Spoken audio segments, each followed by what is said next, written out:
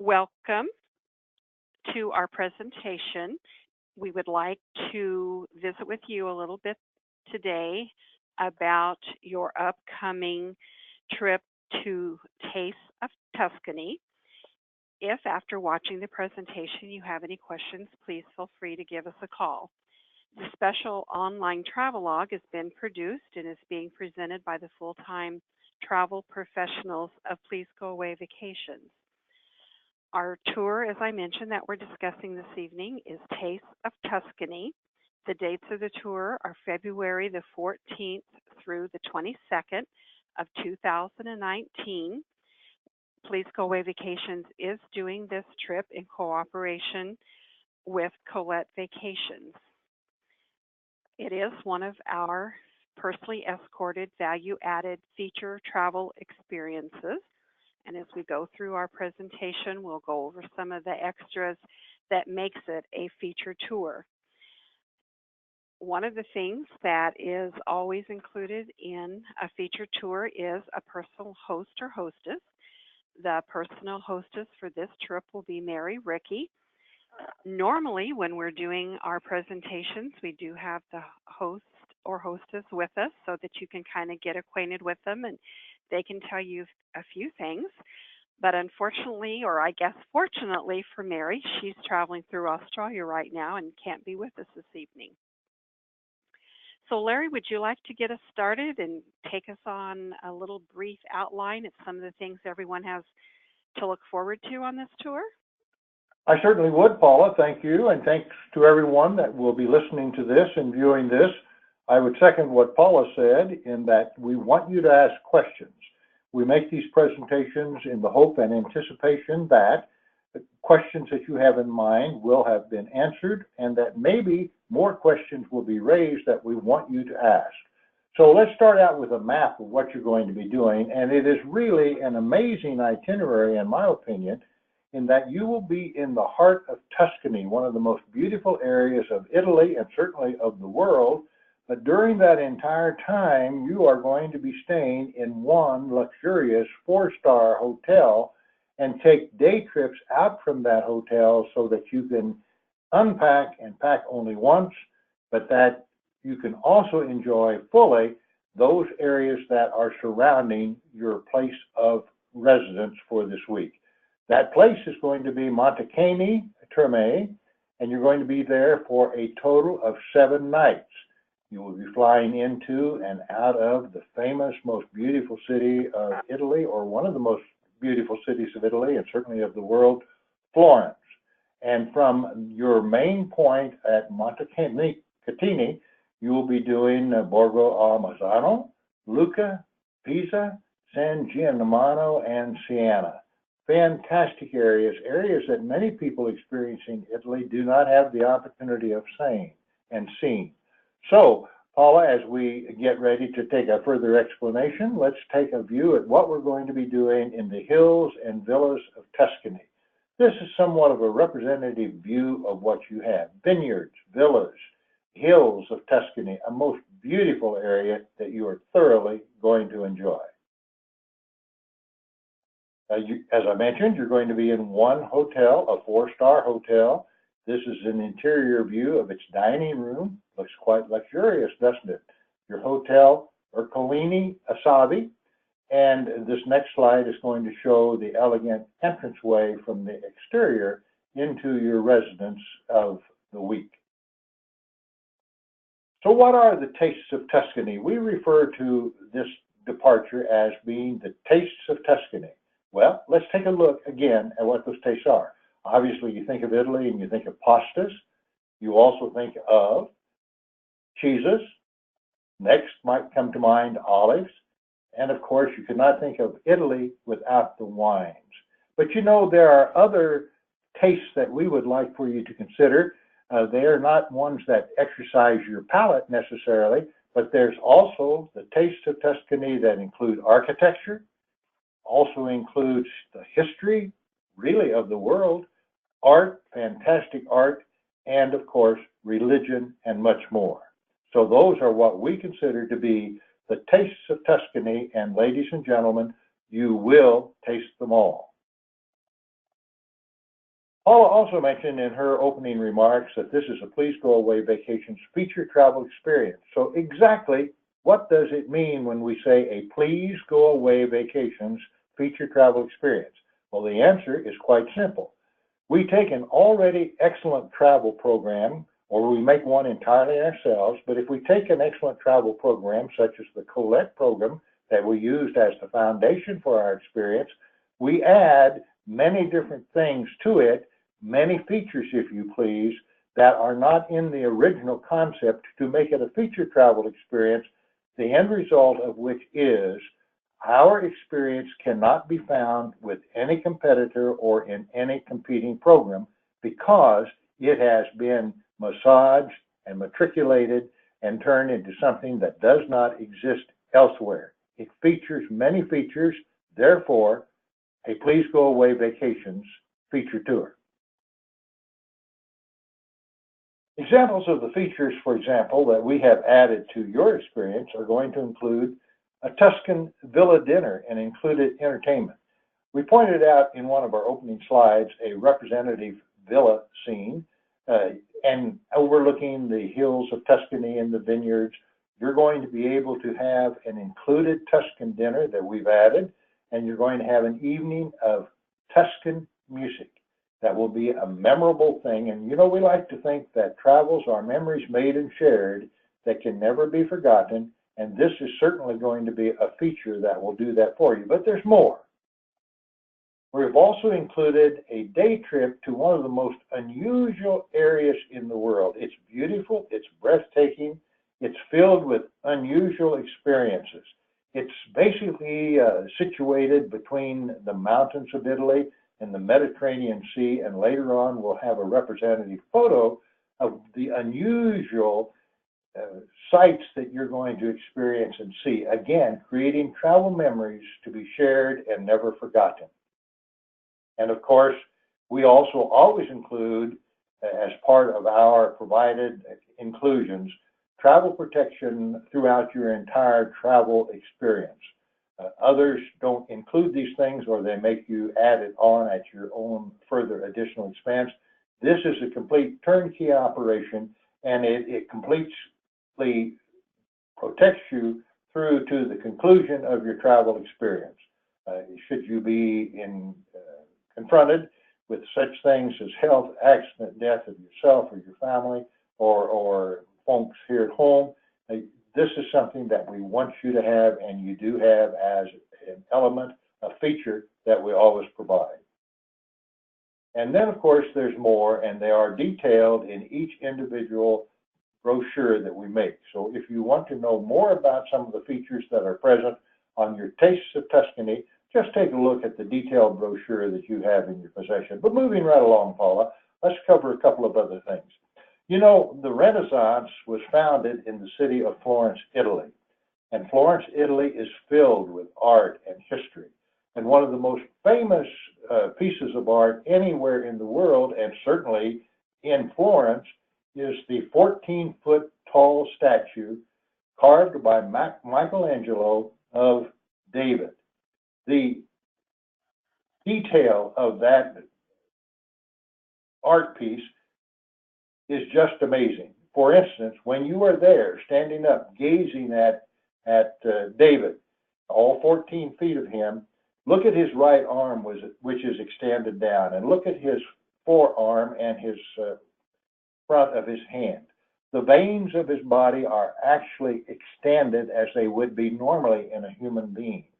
However, the left hand of David, which is holding the sling, just like our own body, if you were to do the same thing right now, the veins have a tendency to disappear. Michelangelo captured all that detail in amazing format, and something that, again, will create a travel memory to be shared and never forgotten. Also in the city of Florence, you're going to find beautiful architectural devices. Now, I've had the privilege of walking across this bridge. It's called the Ponte Vecchio, and all those little windows that you see on the side are actually businesses which are sort of hanging over the edge or side of the bridge. Think back how many hundreds of years this has been in existence, and it's one of the areas that the Germans chose not to bomb during the Second World War because of its historical and artistic significance. Ladies and gentlemen, you will be there. You're also going to be seeing one of the most beautiful cathedrals of anywhere in the world. Some consider it to be the most beautiful cathedral in the world, and it's the Cathedral of Santa Maria del Fiore. And you're going to be able to take the opportunity to have photographs made of this. There's normally an overlook where you can look down on the city scene and upon the rooftops of Florence, but dominating the city is this beautiful cathedral. You'll also be able to get up very close. Look at the marble siding that's on the side and look at its magnificent doors. You will have that opportunity while you are in Florence. Continuing on, you're also going to be going to the true Renaissance town of Lucca. Again, look at the architectural designs, the circle.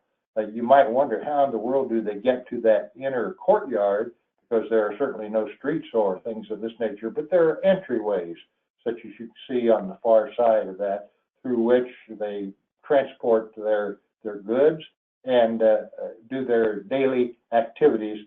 But this too has been there, a true Renaissance town, present and in existence since the foundation and formation of the Renaissance. You're also going to see things that at first might not amaze you too much until you think about the construction and when they were made. This is known as the Devil's Bridge, and it's at Borgo Amazzano, one of the areas that you will be going out on a day trip. And you have to appreciate the ability and the creativity of the Italians that were so far ahead as they were creating literally the foundations of the world, plus foundations that would hold up bridges of this structure to this day. Also, you're going to be experiencing more recent history, World War II history, in fact, because, you know, Germany invaded Italy, and near this town of Borgo Amazzano, where that bridge was that we just saw, was also the famous or infamous, as you choose to call it, Gothic line.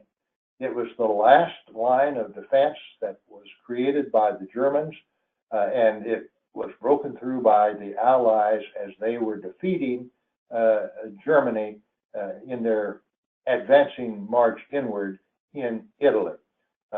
You'll see cemeteries such as you see here, but you'll also see walls and embattlements and embankments known as the Gothic line.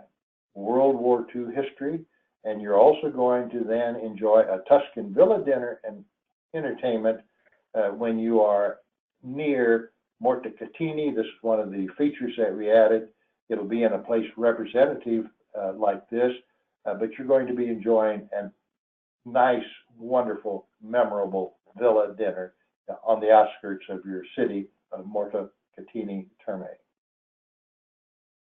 Of course, you can't go to Pisa without seeing the Leaning Tower of Pisa, one of the most recognizable landmarks in the world. But also when you're there, go to the Baptistry, which is the building to the left. It's amazing. And if you are fortunate enough, it had been shut down for a while. The last I heard, it was open. Go to the top of that Leaning Tower of Pisa. I've had the privilege of doing that. And as you wind around that tower, you actually sort of just go up a spiral staircase, which is sort of steady treads. And you'll see how the treadwear on the steps vary from left to right, coinciding with the leaning of the tower. Again, it's one of those thoughts and memories that you put into your mind's eye that you can only do by experiencing. So the Leaning Tower of Pisa awaits you. And then, of course, Gothic cathedrals are everywhere, but one of the most beautiful will be at Siena. And look at the architectural designs of the walls, the ceilings, the mosaics. Again, just think in your own mind how those were created. This is some of the tastes that await you in your Tastes of Tuscany that will be departing rather quickly. I mentioned that you would be doing Cinque Terre with its unbelievable vistas. This is the area situated between the mountains of Italy and the Mediterranean Sea. To me, that's a breathtaking view, and you're going to see things similar to this, things that will amaze and surprise you, but in a pleasant way.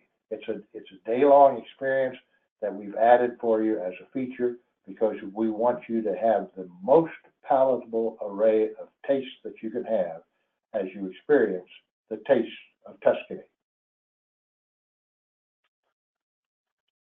So, Paula, I think that's a brief overview. Why don't we turn it back to you for somewhat of the nuts and bolts of the folks that they will receive in their documentation, and maybe some questions will be raised.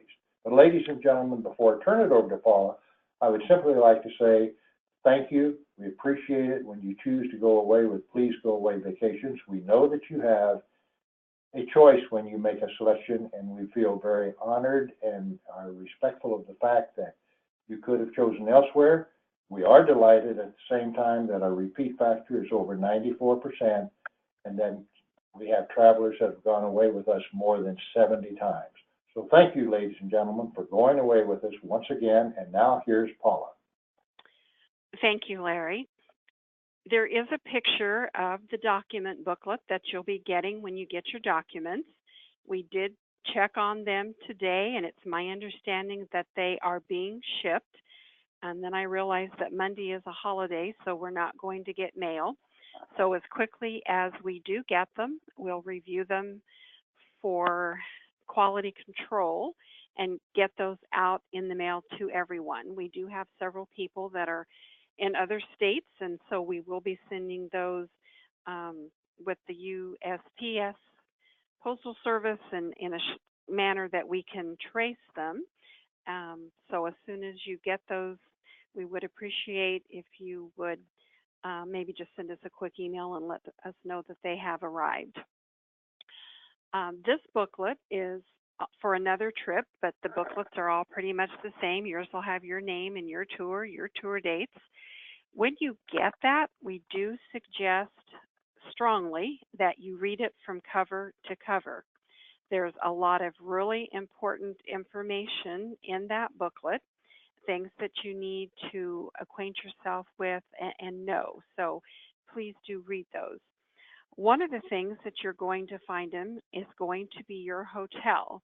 And as Larry mentioned earlier, you're only going to be in one hotel for the whole stay in Italy, which makes it really nice. You're not packing and moving. And in the booklet, there will be the name of your hotel and the phone number and address and things of that nature. In addition, in your packet that you get, there will be an extra copy that you can leave with family, friends, neighbors, perhaps that are watching your home so that they can reach you in case of an emergency. Also included in the packet that you get will be a name tag, such as at the top left. And we do suggest that you wear that while you're on the tour so that you can get to know other people and they can get to know you.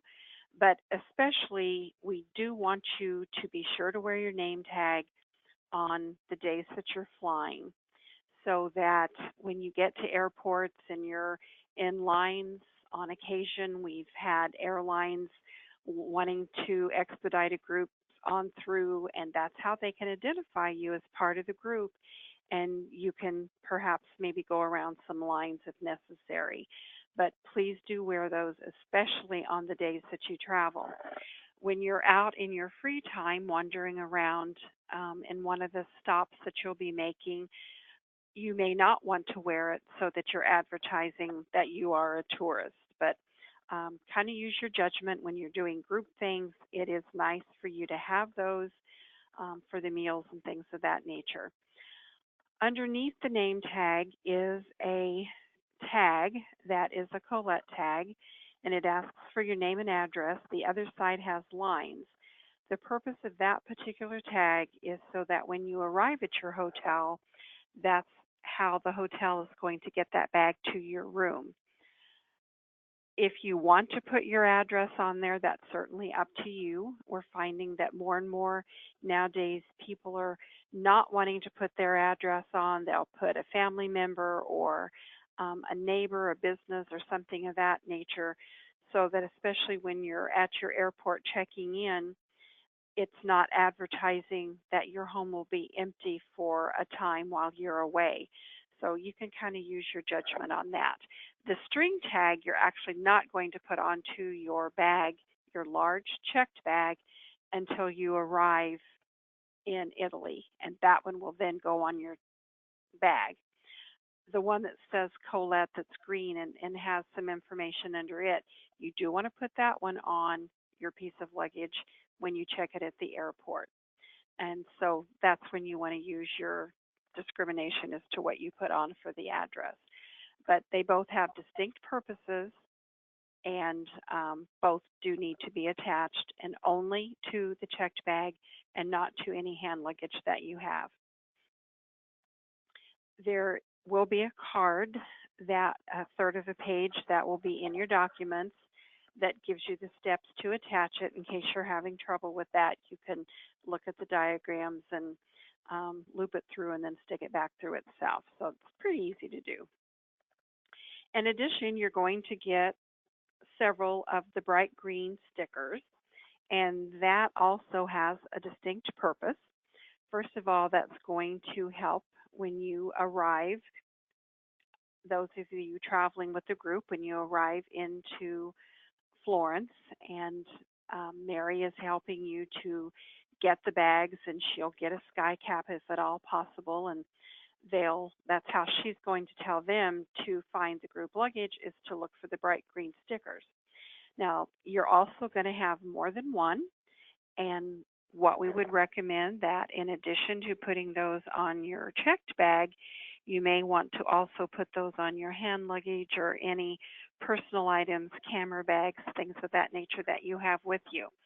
The reason being is they're bright and you're going to notice them right away. So in the event you're in an airport waiting area, or perhaps in a restaurant, restroom, or anywhere that someone sees one sitting, they're going to call attention to it. And you do likewise. If you see one that's unattended, you want to call your traveling companion's attention to it. Many bags have been reunited with their owners or kept from being separated from their owners by virtue of the bright green sticker. Now, the proper way to attach that is going to peel the back off. It's sticky and will stick to itself. Wrap it around the handle. Do not put them on the side of a bag or in any other manner except around the handle, because they will not stay on and they will come off. And then here is another picture showing you as well how to use the bright green sticker, how to use the Colette tags, so that you can kind of have an idea in your mind. You're going to also notice on this large bag that there is a padlock. And I know for quite a while, airlines were saying don't lock your luggage, because if you do, they're going to drill the lock out to get it open.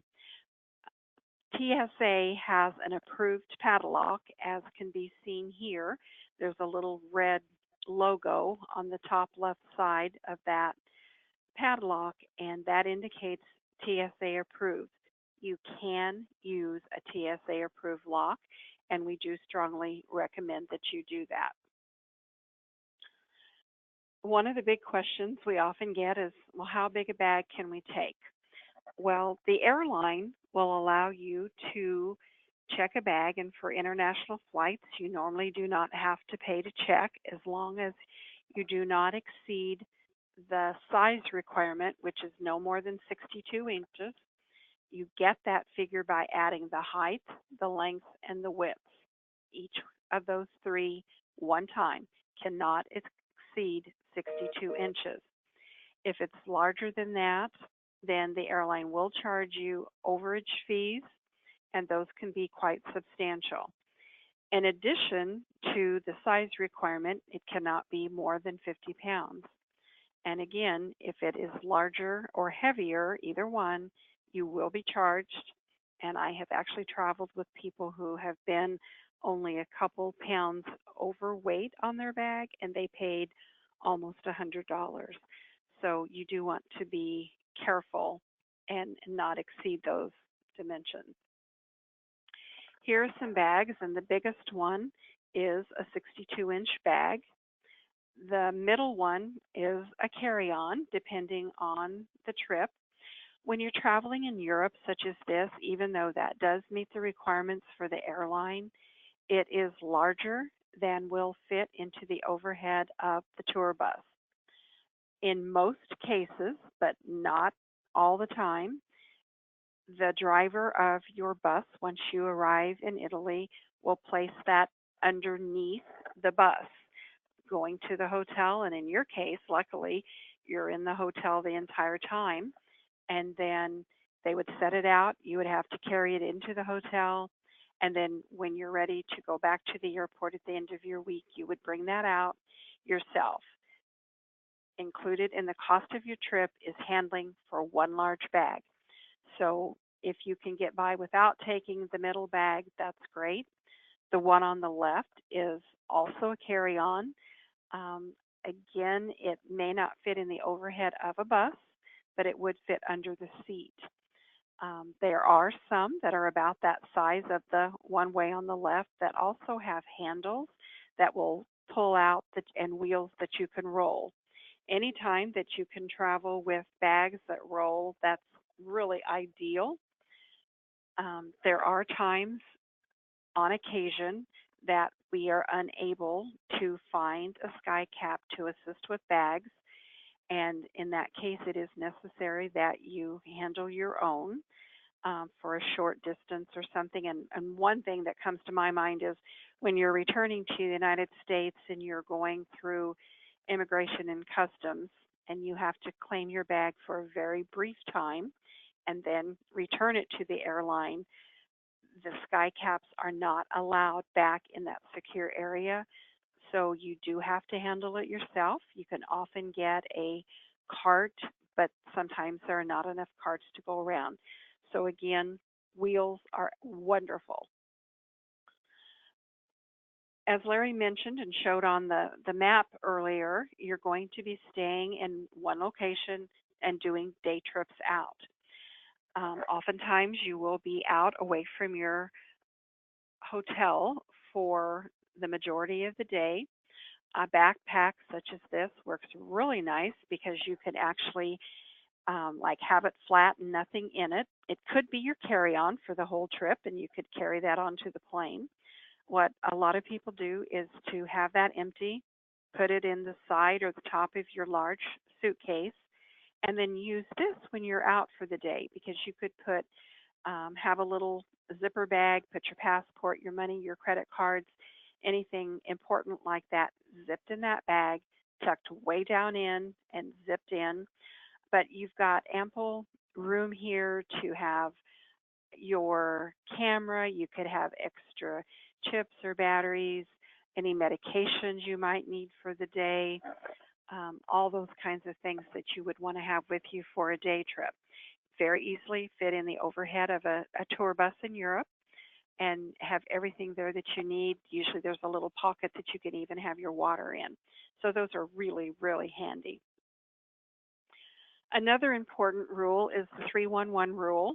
And what that means is on the planes, on flights, you're allowed to only take liquids or gels that are in containers that are 3 ounces or less. Each of your 3-ounce containers should fit into a 1-quart Ziploc bag, and each person is allowed one. So one person, 1 quart of 3-ounce containers. If you remember that, you'll get through security without much problem. Another thing that's important, and people are sometimes a little confused about foreign electricity.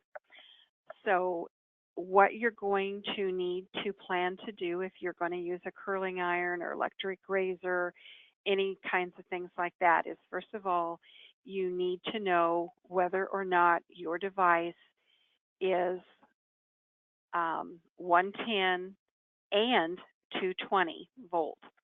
And curling irons often are, and the way that you would tell is look on the handle and read the fine print, the serial number, and different things that are on there, and see if it says 110/220, then it is going to automatically convert itself to the Italian or whatever country you might be in, to that current. So it would go from 110 to 220 automatically.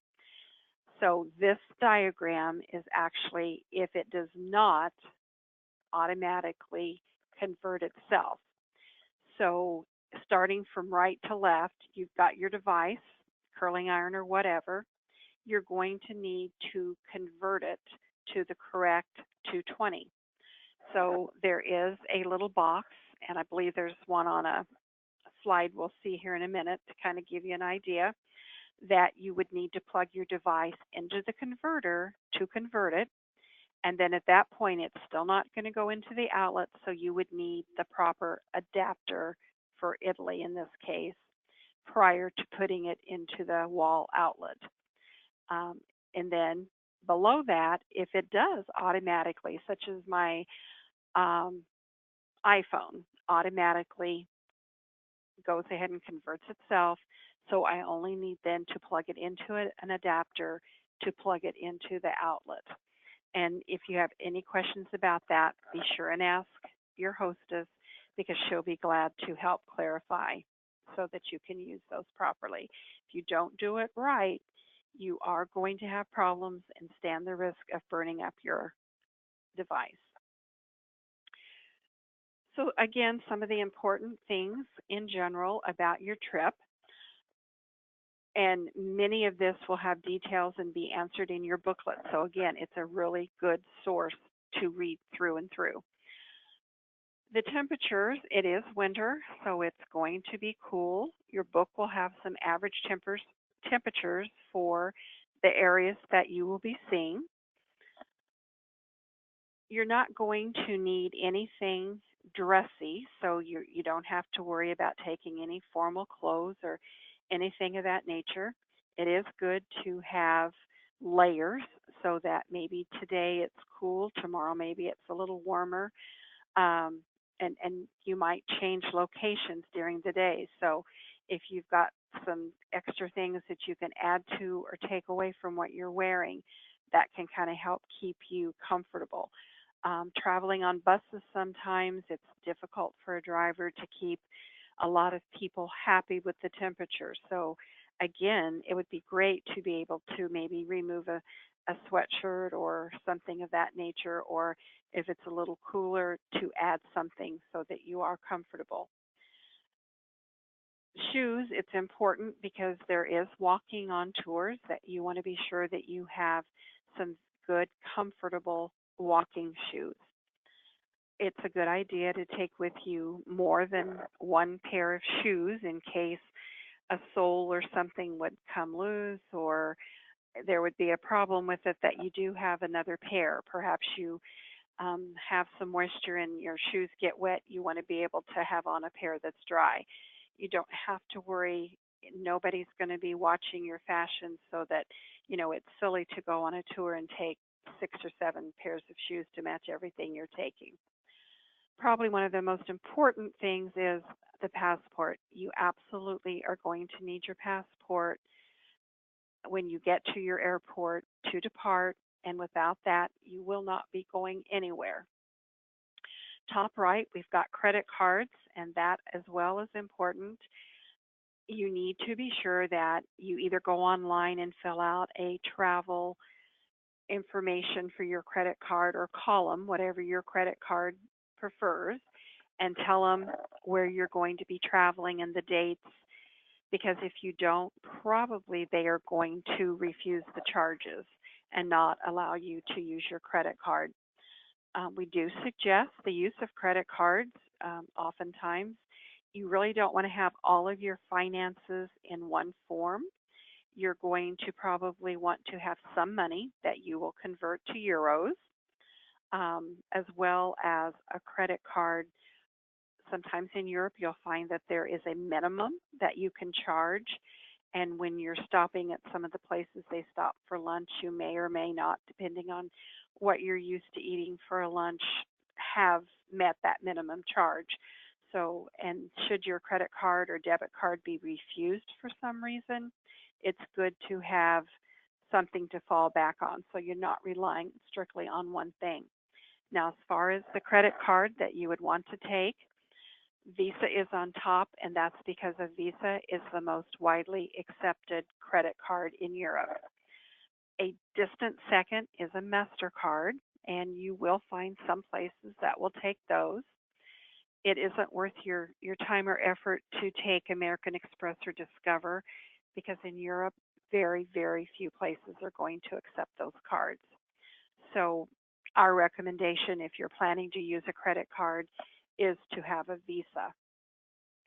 Likewise, if you're using a debit card, and you can do that oftentimes to get um, some euros when you have the opportunity, you want to be sure that you tell your bank that you're going to be traveling and the dates and where. One of the things when you're on a tour is gratuities to your tour manager and to your bus driver. The recommendations for that will be in your tour document booklet that you'll be getting. There's usually a from an amount up to an amount. You can do anywhere within there because that's a kind of a personal nature. You know, what I think is an excellent guide, maybe you're not quite as happy, or vice versa. Um, the tour managers that you have are usually excellent.